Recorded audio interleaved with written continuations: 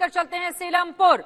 वहां पर कौन से मुद्दे हैं? जनता वोटिंग के लिए क्या घरों से बाहर निकल चुकी है? कैसी तस्वीरें दिखाएंगी तेजश्री आप? मैडम जी इधर आ जाइए, बात करेंगे। जी बिल्कुल, देखिए वोटिंग यहाँ पर शुरू हो चुकी है। वोट डालकर महिलाएं आ चुकी है। इन्हीं से पूछते हैं क्या मुद्दे रहेंगे इस बार, क्या मुद्दों को ध्यान में रखते हुए आपने वोट दिया? साफ सफाई। साफ सफाई मेन मुद्दा वही होता है हमारे लिए, तो इसीलिए उसी मुद्दे पे ध्यान में रख के आज हम लोगों ने वोट दिया है और ये अपना अधिकार है। मैं सभी महिलाओं से पूरे दिल्ली से अनुरोध करूंगी, हाथ जोड़ के विनती करूंगी कि अपने वोट का इस्तेमाल करें और समय पे जाकर अपना बिल्कुल सही बात कही इन्होंने कि वोट का इस्तेमाल करें, सही वोट दें। और मुद्दे क्या रहेंगे? दादा आप बताइए, आप कब से रह रहे हैं यहाँ? मैं रह रहा हूँ 45 साल। 45 साल से। तो 2020 के दंगों को भी आप ध्यान में रखते हुए कुछ वोट देंगे या फिर नहीं? बिल्कुल देंगे जी।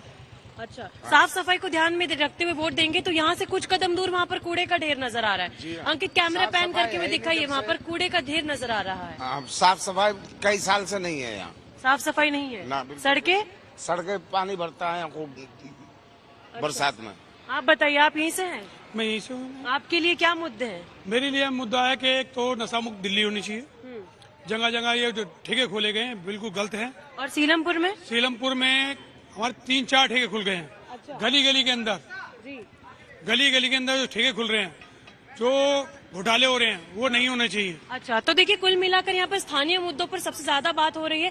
लेकिन जितना एक बार जल्दी से तस्वीरें आपको यहाँ पर पोलिंग बूथ की दिखा देते हैं कि किस तरह से सुरक्षा व्यवस्था जो है वो चाक चौबंद की गई है। क्योंकि मैंने पहले ही बताया कि सीलमपुर एक ऐसा क्षेत्र है जहाँ पर सबसे ज्यादा यहाँ पर हम कह सकते हैं कि पुलिस डिप्लॉयमेंट किया गया है। 7 उम्मीदवार यहाँ पर उतारे गए, जिसमें से एक निर्दलीय है जिसे आम आदमी पार्टी जो है वो सपोर्ट कर रही है। पूरी दिल्ली की यदि हम बात करें तो बीजेपी और आप में मुकाबला है, लेकिन पर्टिकुलरली इस इलाके में आम आदमी पार्टी की निर्दलीय प्रत्याशी बीजेपी, कांग्रेस और एआईएमआईएम भी यहाँ पर जोर पकड़ती नजर आ रही है। 15 सीटें एआईएमआईएम की हैं, जहाँ पे सबसे ज्यादा सीटें यहीं की हैं, असदुद्दीन ओवैसी की पार्टी की।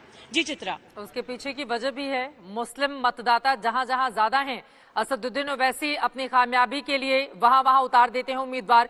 सीलमपुर में लेकिन कूड़े का हमने ढेर भी देखा, किस तरह से सड़क पर पड़ा हुआ है। जिसकी भी जिम्मेदारी है उसकी साफ सफाई की, ये बड़ा मुद्दा अब निकला है एमसीडी के चुनाव में। और इसी पर मैं पंकज जैन आपके पास भी फौरन आऊंगी। हमारे सहयोगी बने हुए हैं जिन्होंने मनीष सिसोदिया से बातचीत की है, लेकिन जल्दी एक टिप्पणी संजय जी पहले आपके पास आते हुए। सुबह सुबह डिप्टी सीएम सामने आए, कूड़े के पहाड़ को सबसे बड़ा मुद्दा बताया। चित्रा, जब हम मतदाताओं से पूछते हैं या नेताओं से पूछते हैं तब तो इन बातों का वो जरूर जिक्र कर रहे हैं कि कूड़े का मुद्दा होगा और स्थानीय मुद्दे होंगे। लेकिन आज राजनीति का माहौल जिस तरह का बना हुआ है, मुझे लगता है कि पूरी एमसीडी की जो चुनाव है वो प्रो केजरीवाल अरविंद और एंटी केजरीवाल पर बटा हुआ है। तो जो लोग अरविंद केजरीवाल को पसंद करते हैं, आम आदमी पार्टी को पसंद करते हैं, वो कूड़े का पहाड़ नहीं देखेंगे या नहीं बिजली पानी की जो सुविधा है उसको नहीं देखेंगे। तो सारा का सारा माहौल जो है वो लीडर्स के इर्द गिर्द बटा हुआ है। अगर आप लोकसभा की बात करें, पहुंच चुके हैं। देखिए परिवार के तमाम सदस्यों के साथ इस वक्त वोट करने के लिए कांग्रेस पार्टी लेकिन कहां पर खड़ी हुई है? सबसे बड़ा सवाल।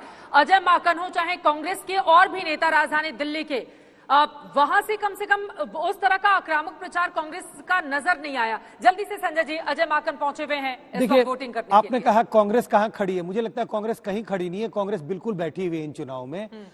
कहीं पे भी कोई कंटेस्ट में मुझे दिखाई नहीं पड़ती है कांग्रेस। अगर शायद अब तीसरे नंबर की पार्टी तो जरूर होगी, तो मुझे नहीं लग रहा है कांग्रेस का जिस तरह से जनाधार दिल्ली में खिसका है, किसी भी चुनाव की बात करें, लोकसभा का हो, विधानसभा का हो, और ऐसी स्थिति कुछ एमसीडी के चुनाव में भी होने वाली है। सुशांत मेहरा हमारे सहयोगी यमुना विहार से इस वक्त हमारे साथ जुड़ चुके हैं। उसके बाद विनोद जी मैं फौरन आपके पास आऊंगी। सुशांत, यमुना विहार के बहुत सारे मतदाता दिखाई दे रहे हैं आपके पीछे, तस्वीरें दिखाइए। देखिए चित्रा, मैं आपको तस्वीरें दिखा दूंगी। तमाम मतदाता हैं जो सुबह सुबह अपना वोट कास्ट करके यहाँ पर पहुंचे हैं यमुना विहार के अंदर। नीली रंग की शाही आपके तमाम इनके हाथों में आप देखेंगे। एक पूरा परिवार भी यहाँ पर पहुंचा है अपना वोट कास्ट करने के लिए। लोगों में एक अच्छी खासी जागरूकता जो है वो इस वक्त दिल्ली के अंदर जो है वो नजर आ रही है और उम्मीद है इसी तरीके की जागरूकता शाम 5:30 बजे तक भी जो है बनी रहे। तमाम लोग हैं, किन मुद्दों को ध्यान में रख करके आपने वोट दिया इस बार?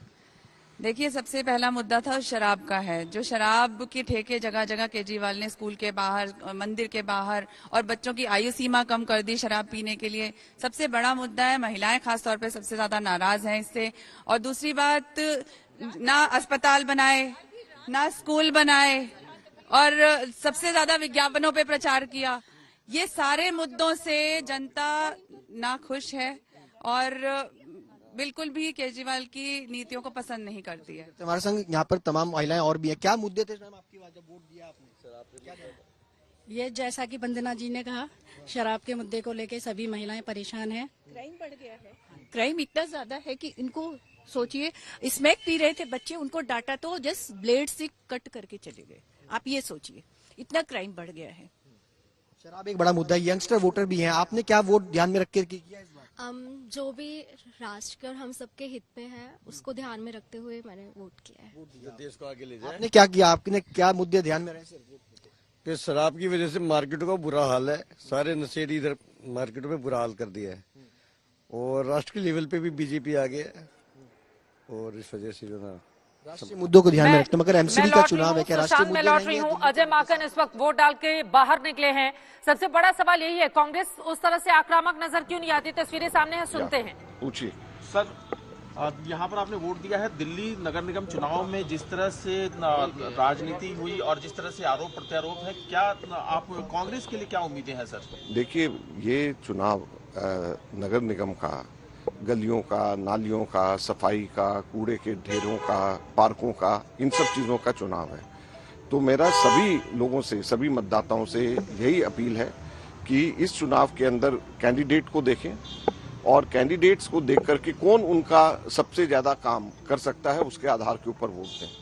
और मुझे लगता है कि कांग्रेस पार्टी के कैंडिडेट सबसे बेहतरीन है और लोग जो हैं कैंडिडेट को मुख्यतः देख करके, क्योंकि जो आदमी उनके लिए अवेलेबल हो चुनाव के बाद, क्योंकि ये सबसे छोटी निचली सीढ़ी है हमारे लोकतंत्र की, तो इसके अंदर ऐसा व्यक्ति चुन करके जाना चाहिए जो सुलभ हो, हर किसी को 24 घंटे उपलब्ध हो।